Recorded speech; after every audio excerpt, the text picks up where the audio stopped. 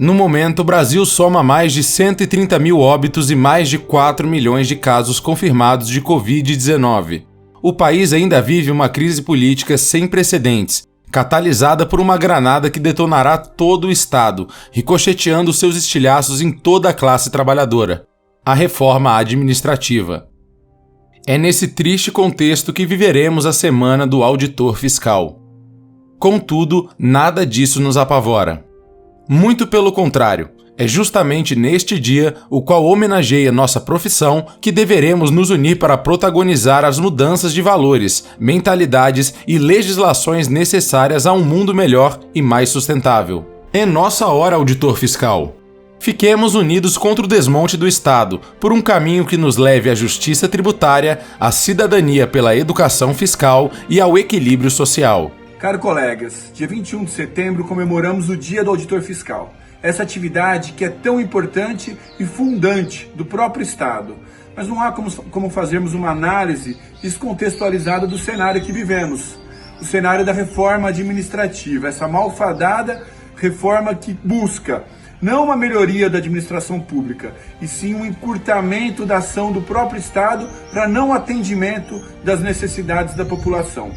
Acreditamos fortemente que o ingresso pelo concurso público, a estabilidade, a impessoalidade e a profissionalização são elementos indissociáveis da moderna administração pública. O vídeo vai mostrar essa proposta promíscua que une interesses de grandes corporações com alguns atores políticos, ferindo de morte a profissionalização do serviço público, abrindo espaços para o patrimonialismo e a corrupção. Desqualificação do serviço público. Ao definir e ampliar as possibilidades de contratação temporária, terceirização, contratação por tempo indeterminado sem estabilidade, além de reviver a figura da transformação de cargos, a PEC acaba com o princípio da impessoalidade no serviço público. Isso significa que, ao invés de contar com pessoas pela sua capacidade, definida por concurso público, uma prova de acesso irrestrito que dá a todos os candidatos a mesma chance, o Estado poderá ficar à mercê de todo tipo de sorte nas escolhas de seu quadro de funcionalismo, sem quaisquer garantias de que será capaz de ofertar serviços públicos de qualidade à população, como manda a Constituição Federal. Perseguição. Parte 1. Mesmo os ocupantes de cargos típicos de Estado, única classe de servidores que manterá a estabilidade, não estarão livres de uma possível perseguição política, devido ao Estatuto de Vínculo de Experiência. Aprovada a PEC, os governantes deverão impor aos futuros concursados, independentemente do cargo a ser ocupado, um vínculo de experiência com duração de anos. A PEC fala em um mínimo de 1 ou 2 anos, mas não estabelece máximo, durante o qual não há estabilidade no emprego. Pior ainda, dentre os contratados por esse veículo, somente aqueles melhor avaliados serão definitivamente incorporados ao serviço público por tempo indeterminado. Perseguição, parte 2. Para ficar claro, imagine um concurso para professor. O concurso possui 20 vagas para contratação definitiva e 200 vagas de experiência definida no edital para 3 anos. Na vaga de experiência serão contratados os 200 professores trainee, que trabalharão por 3 anos para que ao final do período somente os 20 melhores, definidos pelos critérios que o gestor decidir, continuarão a integrar o serviço público, com a estabilidade somente se for cargo típico de Estado e se for aprovado no estágio probatório, e os demais 180 perderão o emprego. Pense no que poderão se sujeitar esses 200 indivíduos para garantir a contratação futura.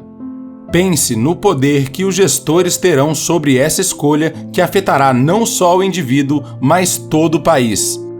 Há espaço de sobra para a perseguição de qualquer tipo. Concentração de poder.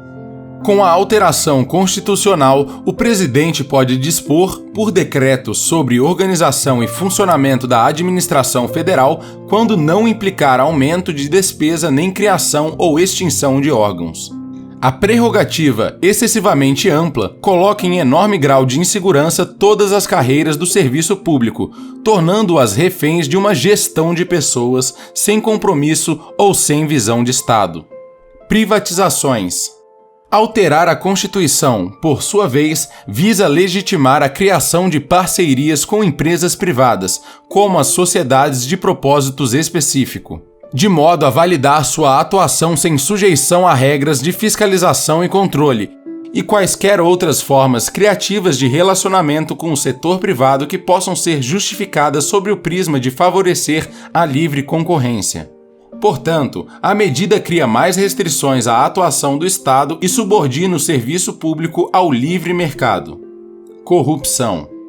Não é à toa que a PEC 32/2020 tem sido chamada de PEC da rachadinha ou PEC dos guardiões de gabinete, em alusão a 2 casos dantescos de esquemas criminosos fundados sob a premissa do profissional terceirizado.